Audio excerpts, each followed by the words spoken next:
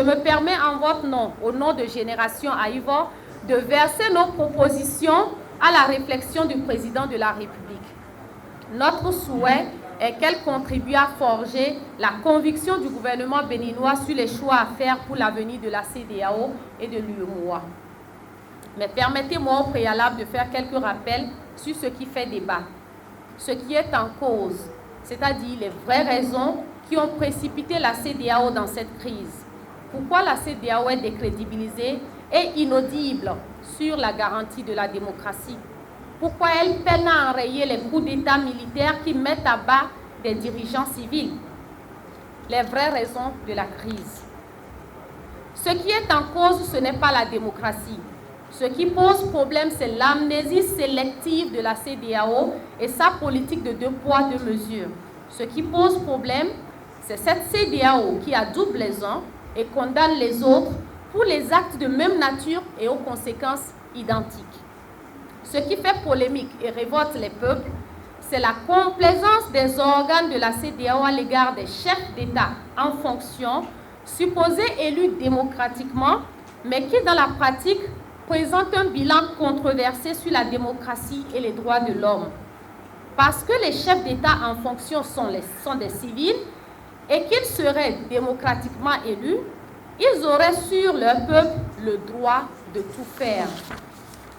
Parce que ces chefs d'État sont passés par des élections, quelles qu'elles furent, ils avaient le droit de manipuler à leur seul profit la Constitution et les lois de leur pays. Ils auraient le droit d'instrumentaliser les institutions de la République, le droit d'organiser des élections gagnées d'avance par la violence et parfois dans le sang de leurs concitoyens, le droit d'exclure leurs adversaires et de réclamer qu'ils applaudissent, le droit de ne pas respecter les décisions de justice nationale et internationale qui ne leur sont pas favorables, enfin, le droit de réprimer, d'arrêter, d'exiler, d'emprisonner, de condamner leurs adversaires à des peines infamantes. Le Sénégal, on voit bien ce qui se passe encore aujourd'hui. Si la CEDEAO avait eu la main ferme à l'égard de ces pratiques que nos peuples considèrent à juste titre comme des atteintes à la démocratie, si elle avait sanctionné les gouvernements responsables de ces violations, l'on comprendrait aujourd'hui qu'elle soit légitime pour condamner les coups d'État militaires et fondée à sanctionner les régimes qui en sont issus. C'est pour avoir donc assisté, impuissante, à l'agonie de la démocratie dans certains États membres que la CEDEAO s'est disqualifiée pour condamner l'épidémie de coups d'État qui menace sa stabilité et son unité. Pourtant, la condamnation par la CEDEAO des coups d'État militaires est légitime, mais elle apparaît infondée aux yeux des opinions publiques. D'abord, la fermeté de la CEDEAO à l'égard des putschistes du Mali, du Burkina et au Mali tranche avec la complaisance de l'organisation à l'égard des gouvernements que ces militaires ont renversés et qui avaient commis des actes attentatoires aux principes et règles de convergence de l'institution en matière de démocratie, d'élection et de bonne gouvernance. Ensuite, les condamnations de la CEDEAO et les sanctions qu'elle a récemment prononcées feignent d'ignorer les espoirs que suscite pour des peuples libérés de leurs pratiques la chute de ces régimes. Voilà ce qui est en cause et pas autre chose. Ce n'est donc pas en soi la démocratie, mais la mise en œuvre de la démocratie dans les États membres et le 2 poids 2 mesures avec lequel les organes de la CEDEAO ont veillé à son respect. Pour cette raison, donc, je voudrais en votre nom, militants et sympathisants de Génération Aïvo, soumettre au jugement du président de la République ces quelques pistes de réflexion. Premièrement, je voudrais l'inviter très respectueusement à ne pas considérer que c'est parce que la CEDEAO est garante de la démocratie et des droits fondamentaux dans son espace qu'elle est en crise. Les peuples ne critiquent pas la CEDEAO pour cette raison. Ces États membres ne sont pas non plus en désaccord avec les sanctions pour cette raison. En effet, les 3 États membres qui ont décidé de la quitter n'ont pas non plus pris cette décision extrême parce que la CEDEAO statue sur les questions de démocratie. Deuxièmement, il faut savoir que si la CEDEAO en vient à sortir de ses prérogatives, le défi de l'intégration politique de ses États membres et la création d'un espace communautaire démocratique, cette décision acterait le recul de la démocratie en Afrique. La démocratie bat de l'aile dans la plupart des États membres de la CEDEAO. Si en plus des résistances notées dans certains pays et les échecs manifestes dans d'autres, la CEDEAO renonce à son projet de rapprocher politiquement les États et d'établir les règles de convergence démocratique, l'organisation ne survivrait pas aux conséquences d'une telle décision. Ce serait la fin de la démocratie et le retour des aventures autoritaires dont nous connaissons les bilans au Bénin, au Niger, au Mali, au Togo, au Nigeria, en Guinée-Bissau, en Gambie, au Libéria, en Sierra Leone, pour ne pas tous les citer. Ce serait une marche à reculons, une marche vers le passé. Dans ce contexte que nous ne souhaitons pas, chaque gouvernement de la CEDEAO aurait, sous le prétexte de sa souveraineté, le droit de disposer à huis clos de son peuple et de lui réserver le sort tragique, sans droit de regard de ses voisins et sans aucun recours.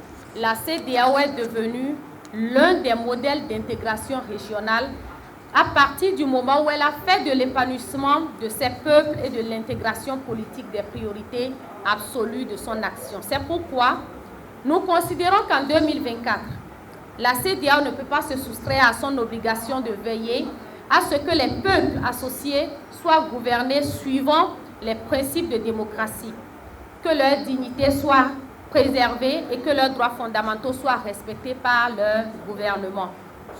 Sans des valeurs communes, sans ces règles de convergence politique, la CEDEAO ne pourra pas y arriver.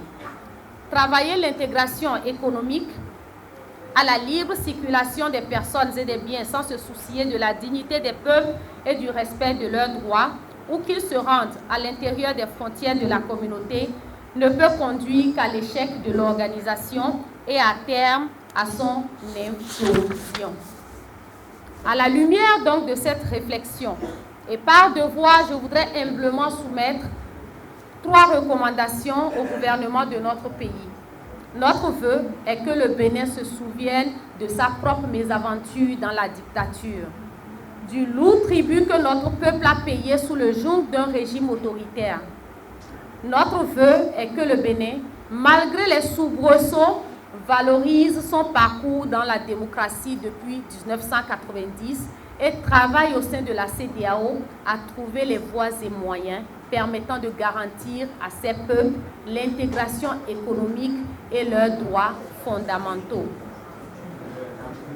Notre première recommandation est, malgré les mutations géopolitiques, d'inscrire l'action de la CEDEAO dans son temps. La CEDEAO des années 1970 et 1980, celle des régimes de dictature et de la maltraitance des peuples par leur gouvernement est révolue. En 2024, aucun peuple ne peut vivre sous un régime autoritaire et arbitraire. L'évolution du monde impose le respect de la dignité humaine, des droits de l'homme et des principes de la démocratie. La CEDEAO doit donc être une organisation de son époque, une organisation moderne, optimiste et audacieuse. Nous devons demeurer sur le continent africain les pionniers de l'intégration à la fois économique et politique. Il faut en avoir l'audace. Nous suggérons également de revenir à l'esprit de la lettre des textes actuels de la CEDEAO. Dans cette optique, il convient donc de revenir et de remettre la démocratie et l'état de droit au cœur de la gouvernance de l'organisation. Enfin, nous proposons donc d'assurer aux textes de la CEDEAO, aux valeurs qu'ils promeuvent et aux obligations qu'ils créent, à la charge des États membres, une application stricte, vigoureuse et sans complaisance, quel que soit le dirigeant en cause. Ainsi, le défi le plus urgent est de lutter contre la délinquance politique, non pas seulement des militaires, mais des gouvernements élus. La CEDEAO gagnerait à veiller au respect par tous les États membres, quels qu'ils soient, des règles de convergence en matière démocratique et a garanti de façon impartiale et ferme les principes et règles librement souscrits par les États et les peuples africains. C'est à cette seule condition que notre institution commune pourra recouvrer sa crédibilité sur les questions démocratiques et sa légitimité à édicter des sanctions contre tel ou tel État en cas de violation. Et dans ces conditions, personne, ni parmi les États sanctionnés, ni au sein des peuples, ne trouverait à redire sur son rôle de gendarme des bonnes pratiques démocratiques en Afrique. Pour finir, ma conviction intime est que les peuples de la CEDEAO tiennent autant à la démocratie qu'à l'intégration économique. L'un ne mérite pas que l'organisation abandonne l'autre pour sa propre survie. Si hier, en 1975, l'intégration économique était la principale préoccupation des dirigeants qui l'ont créée, aujourd'hui, en 2024, les peuples ouest-africains sont résolument déterminés à ne pas dissocier de cet ambitieux projet économique leurs légitimes aspirations démocratiques. Il faut les entendre. L'intégration ne peut pas se faire efficacement sans les valeurs de la démocratie et surtout sans la stabilité que la démocratie apporte à la sous-région. Voilà, Monsieur le Président de la République, la modeste contribution de Génération Aïvo à la réflexion à laquelle vous nous avez conviés.